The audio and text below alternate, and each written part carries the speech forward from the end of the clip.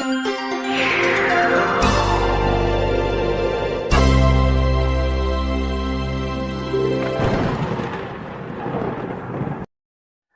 guys, Assalamualaikum warahmatullahi wabarakatuh. Kembali lagi bersama saya guys, Wahyuda, masih di Screen History 98. Nah, kali ini guys, kita spesial edisi Idul Fitri nih guys. Nah, pertama saya ingin mengucapkan minal aizin wal faizin, mohon maaf lahir dan batin ya guys.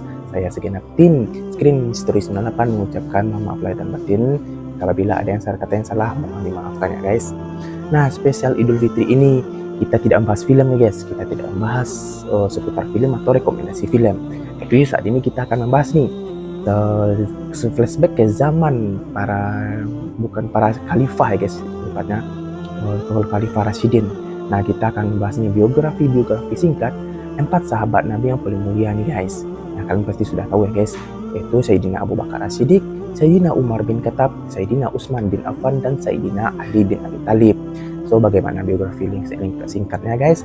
Mohon maaf ya guys, karena saya bukan pemuka agama, saya bukan ahli agama, saya hanya menceritakan sesuai dengan referensi yang saya dapat. Apabila ada yang salah, mohon maafkan ya guys. Dan apabila ada pernyataan kami yang keliru, mohon dibetulkan di kolom komentar ya guys. So, kita langsung saja, ini dia video.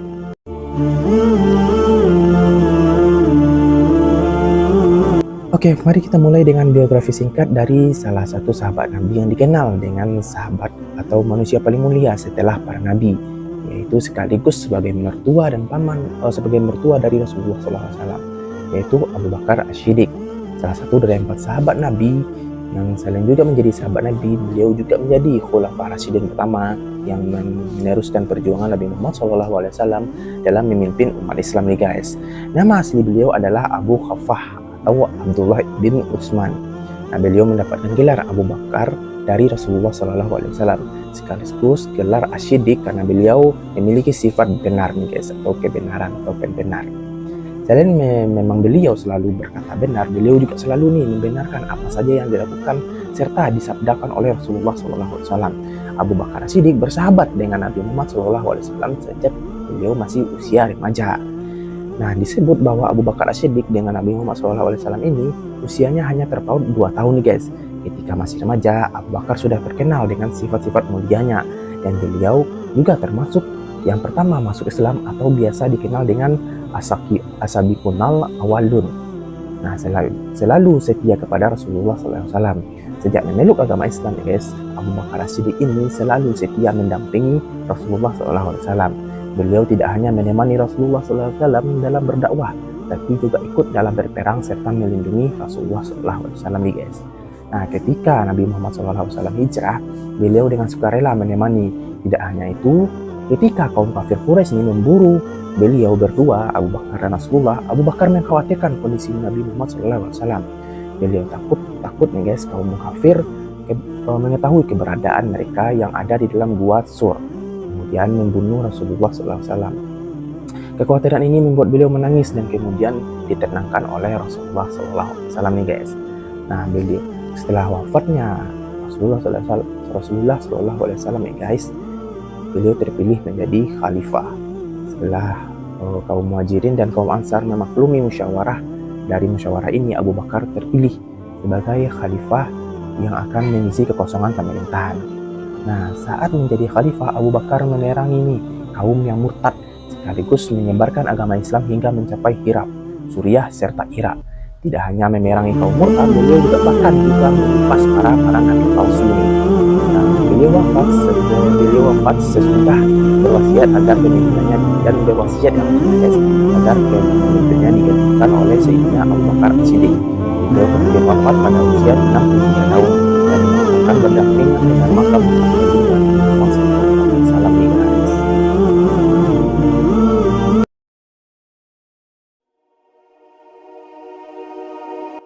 Oke, yang kedua ada Sayyidina Abu Bakar As-Siddiq, merupakan orang yang sangat berani nih guys. Bahkan dikatakan setan dan jin dan setan aja takut dengannya guys. Apabila dia mau melewati suatu jalan, lalu di sana jin dan setan, nah mereka jin dan setan ini guys lebih baik untuk tidak pergi ke jalan tersebut. Bahkan saking berani, saking takutnya ya kepada Umar bin Khattab. Nah, salah satu dari empat sahabat Nabi Rasulullah SAW yang terkenal dengan ketegasan dan keberaniannya adalah Sayyidina Umar bin Khattab. Beliau masuk Islam. Umar ini sangat sering guys menyiksa menyiksa pengikut dari Nabi Muhammad SAW sebelum dia masuk Islam. Bahkan berniat ingin menghabisi Rasulullah SAW. Bahkan beliau tega memukuli adiknya Fatimah serta suaminya karena keduanya memeluk agama Islam. Namun setelah insiden itu, Umar justru tersentuh dengan membaca bacaan Quran yang tengah dibaca pada saat itu, yang dibacakan oleh adiknya pada saat itu. Hal ini membuat beliau ingin berjumpa dengan Nabi Muhammad SAW, sekaligus masuk ke dalam Islam. Keislaman Umar bin Khattab ini disambut sangat gembira oleh kaum muslimin yang saat itu masih sangat sedikit dan menyembunyikan keimanannya. Namun setelah masuknya Umar bin Khattab, justru Umar ini menyarankan agar Rasulullah SAW melakukan dakwah secara terang-terangan. Tidak hanya memberikan saran, beliau juga bahkan membela serta melindungi Rasulullah SAW. Nah, sedikit informasi lagi ya guys, pada saat Umar bin Khattab ini, Islam memang langsung menyebarkan agamanya secara terang-menerang. Karena di dalam Islam ada dua orang paling ditakuti oleh kaum kafir pada saat itu, yaitu Sayyidina Umar bin Khattab dan Hamzah bin Abdul Muttalib nih guys. Nah, beliau juga turut serta dalam perperangan dalam menghadapi berperang dengan Nabi ya guys, maksudnya berperang bersama Rasulullah SAW. Dan ketika Rasulullah SAW, Umar pun yang menjadi salah satu orang yang paling terpukul dan sedih pada saat mendengar kabar duka tersebut. Nah, beliau ini mendampingi Abu Bakar menjadi khalifah nih. Setelah Nabi Muhammad SAW wafat, Abu Bakar terpilih menjadi pemimpin umat Islam dan Umar menjadi salah satu penasihatnya. Namun setelah Abu Bakar wafat pada saat itu guys, Umar yang menggantikan posisi beliau menjadi pemimpin umat Islam atau khalifah kedua nih setelah Abu Bakar. Di bawah kepemimpinan Umar ini guys, umat Islam berkembang dengan sangat pesat. Beliau bahkan mengambil alih mengambil alih Mesopotamia yang merupakan sebagian Persia dari Kekaisaran Sasanid. Tak hanya itu, beliau juga mengambil alih Armenia, Afrika Utara, Suriah, Palestina, serta Mesir dari Kekaisaran Romawi.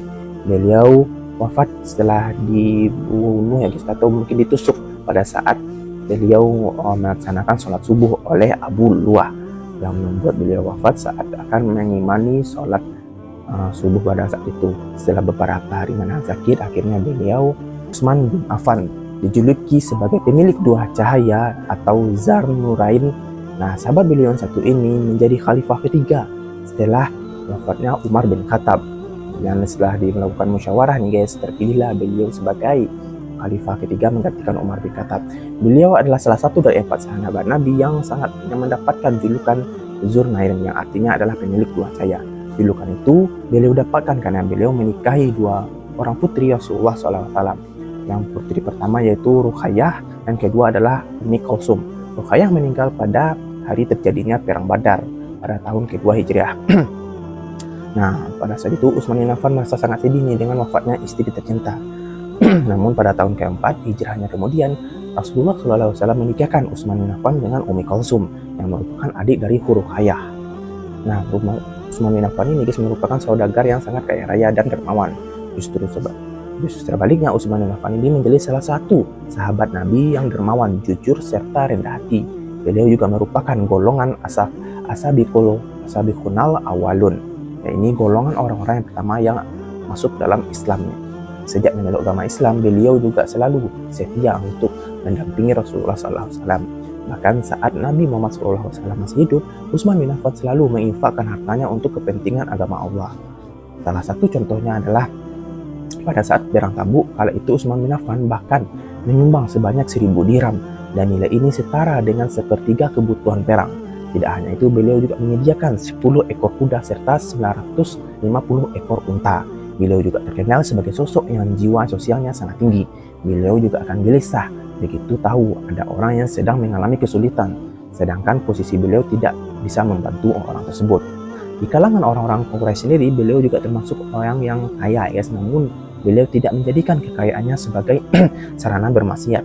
Justru sebaliknya, beliau sangat suka berdonasi dan membantu orang lain.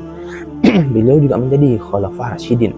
Setelah kekhalifahan kedua Umar bin Khattab selesai, Utsman bin Affan terpilih menjadi khalifah. beliau terus memperjuangkan agama Islam bersama dengan para sahabat lainnya. Beliau pula juga memperluas Masjidil Haram di Mekah serta Masjid Nabawi yang ada di Madinah. Selain itu, pada masa kepemimpinan beliau pula, Al-Quran dikumpulkan dalam satu mushaf ya guys, maaf. Sebelumnya yang memang upaya menghimpunan lembaran Al-Quran sudah dilakukan sejak masa pemerintahan Khalifah Abu Bakar As-Siddiq. Nah, hanya saja pada saat itu lembaran Al-Quran masih terpisah satu sama lain. Nah, Utsman bin Affan kemudian membentuk panitia untuk membentuk atau pembukuan Al-Quran dengan menunjukkan Zaid bin Sabit sebagai ketuanya.